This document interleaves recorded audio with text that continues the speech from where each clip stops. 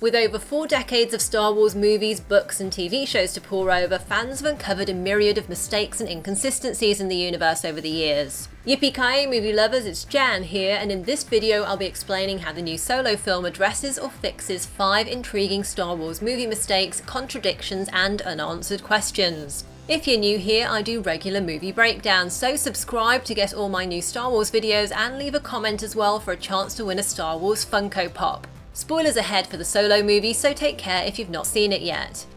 Something that's puzzled die-hard Star Wars fans for a while is how the Millennium Falcon can have a conversation with droids like C-3PO and R2-D2. Sir, I don't know where your ship learned to communicate, but it has the most peculiar dialect.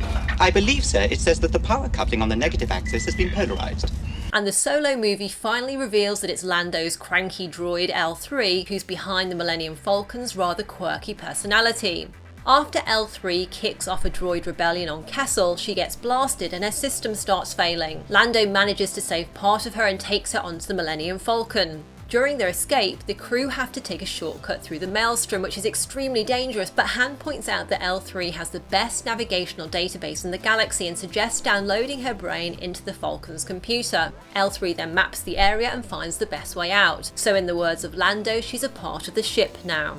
This also fits something revealed in the Last Jedi novelization, where it said that the Falcon has always been cantankerous, and that one of its brains had a fondness for both romantic gossip and dirty jokes, which fits in well with L3's personality as we saw it in the Solo movie.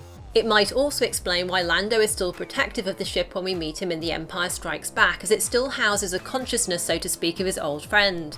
By the way, L3's brain module originated as an R3 astromech brain, which also ties in neatly with the specs for the Millennium Falcon, which state the ship's computer is made up of 3 droid brains, one of which is an R3 astromech.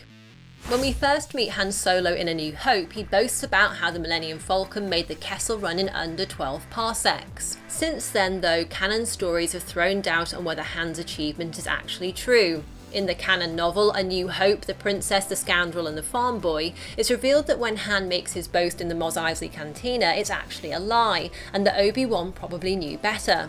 And amusingly, by the time of The Force Awakens, it seems that Rey's heard stories that it actually took around 14 parsecs. This is a ship that made the Kessel Run in 14 parsecs. 12! 14. The Solo movie weighs in on the confusion when, after completing the run, Han boasts to the guy handling the fuel cells that he just did the Kessel Run in 12 parsecs. Then Chewie seems to object to this claim and Han replies, "Not if you round down, buddy." Now exactly how much rounding down is going on here isn't revealed, but it sounds like those 14 parsecs mentioned in The Force Awakens might be closer to the truth than fans thought when we first saw that scene.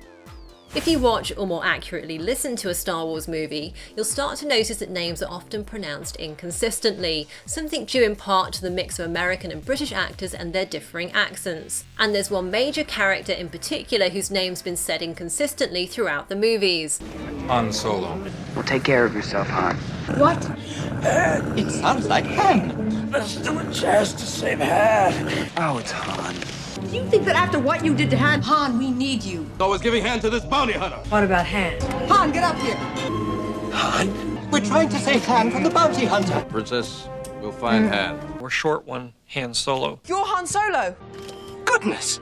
Han Solo! You are the Han Solo that fought with the rebellion. Han Solo. Han Solo!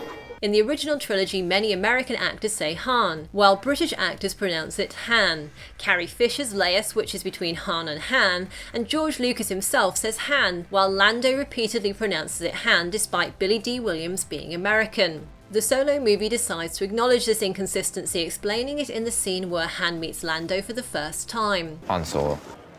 Can I ask you a question, Captain Calrissian? Anything, Han? It's Han, but that's okay.